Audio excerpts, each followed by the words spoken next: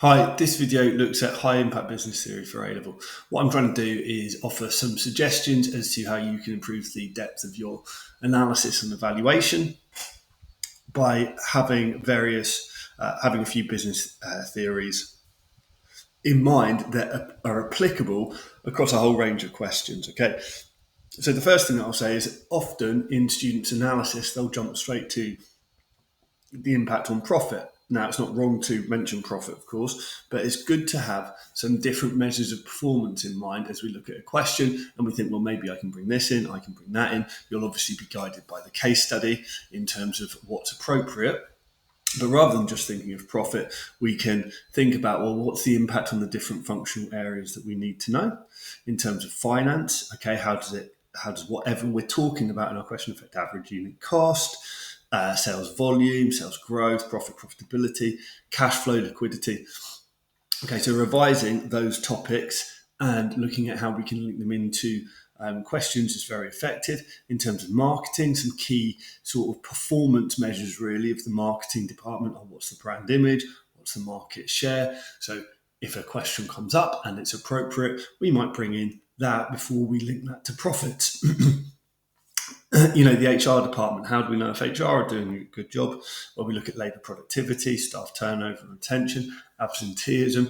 I'm not saying we bring in all of these, but just having these things in mind that we can refer to as we write paragraph, these are really measures of performance that allow us to assess the impact of whatever it is on a business. Okay, in terms of operations, we'll talk about output, the quantity it produces, productivity, that's the output per unit of input, i.e. the output per person, whether the business is being efficient and producing at the lowest average unit cost. We can talk about the impact on quality, we can talk about the impact on customer service.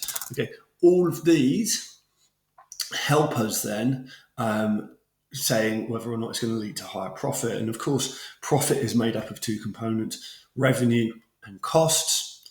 And so a good paragraph might read, well, this change will impact HR in this way, and therefore there's going to be improved staff motivation, lower staff turnover. This has the following impact on costs, and therefore we could say perhaps profits will go up or whatever it is. Okay, so it's worth just having these different performance measures in mind as you answer any question, being guided by the case study as to what's appropriate for that question to bring in.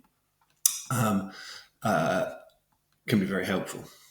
Okay, so I just want you to have a quick look at this little diagram here.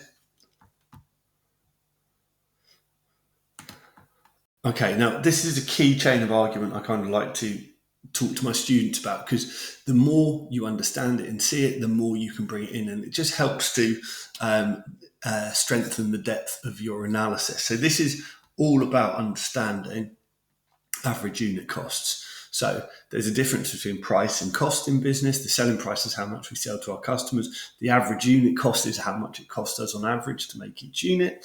And if I have an average unit cost of £8, I'm selling my product for £10. Obviously, I have a £2 profit margin. Now, if a business can cut its average unit cost, all right, obviously that profit margin increases, all right, if I retain my selling price. But a business has got a choice, right? So if you cut your average unit cost, this is amazing for a business. It shows that we've increased efficiency.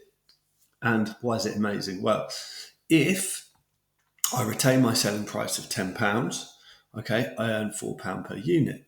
But if I was happy earning £2 per unit and consumers are going to respond in a positive way to a change in price, I could cut my selling price to £8, hopefully sell more units and make more lots of £2.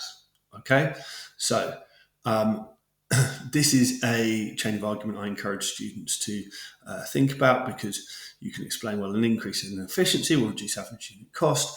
Business can either pass on lower prices to increase sales, or they can maintain their selling price, and it will raise their profit margin. Okay, this allows you to bring in PED. Okay, so if I've got PED elastic demand, all right, I'm going to cut my selling price. Or if I maintain my selling price, okay, it might it might be because I've got price inelastic demand and consumers aren't very responsive to a change in price. So I just earn more lots of £4 every time I sell a unit. Okay, either way, I'm going to get more profit, and that leads to a competitive advantage, more to reinvest. Now, again, having a good understanding of this chain of argument allows you not to kind of shoehorn it into any question, but you're going to see lots of opportunities to use it and explain it, and it gives you a chance to show the examiner the difference between price and cost. About price elastic and price inelastic demand. About the importance of profit margins and using that money to reinvest, issue to owners, or whatever it is the business objectives are. Okay, so really nice little chain of argument to use there. Okay, and I've broken down now some key topics to make sure you have a real understanding of. Now, I've identified these as key topics because you can use them in multiple questions, more than just a question on, say, price elasticity of demand. Okay, they apply in loads and loads of ways. So I've done them by the Edexcel spec, but it does apply to any other exam board. Okay, so key topics to have a really good understanding of: PED and YED, price elasticity of demand. So many opportunities to bring that in and use it well. Anything that hints a business might end up being able to cut its selling price, use PED. YED, any question about economic growth, changes in income, okay, moving to a developing country, there's opportunities to use income elasticity of demand to strengthen your analysis. Pretty much any HR question, you can bring in a motivational theorist to back up your argument as to how it will affect staff and why. Okay, so a change in leadership style, moving to more democratic, consultative. You could try and link that to Hertzberg or Maslow and the hierarchy of needs and what needs it fulfills. Okay, it's going to deepen the quality of your analysis. Having a real strong understanding of business ownership, limited and unlimited liability, basics, but it comes up again and again. And business objectives, particularly profit maximization versus profit satisficing, and when these objectives would be used. And we'll talk a bit more about that in a second. In terms of theme 2, make sure you understand the profits in the statement of comprehensive income, liquidity, cash flow in the statement of financial position. Revising those again and again so you understand the different components of them is going to be very, very helpful for you. All right, because this allows you to do your ratio analysis, okay, and provide some very in-depth financial assessments of a business. Okay, understanding productivity and efficiency, linking that to average unit cost, economies of scale, etc.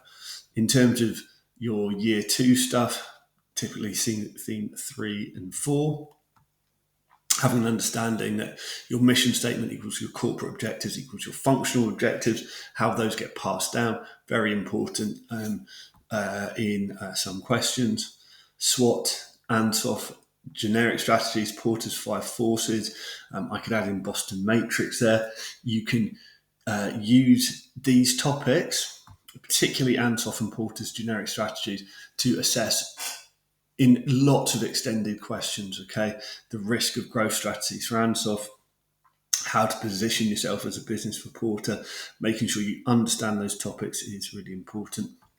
Mergers and takeovers, economies of scale, ratio analysis we're already talking about. Okay, stakeholders versus shareholders, looking at who's most important when we're making strategic decisions.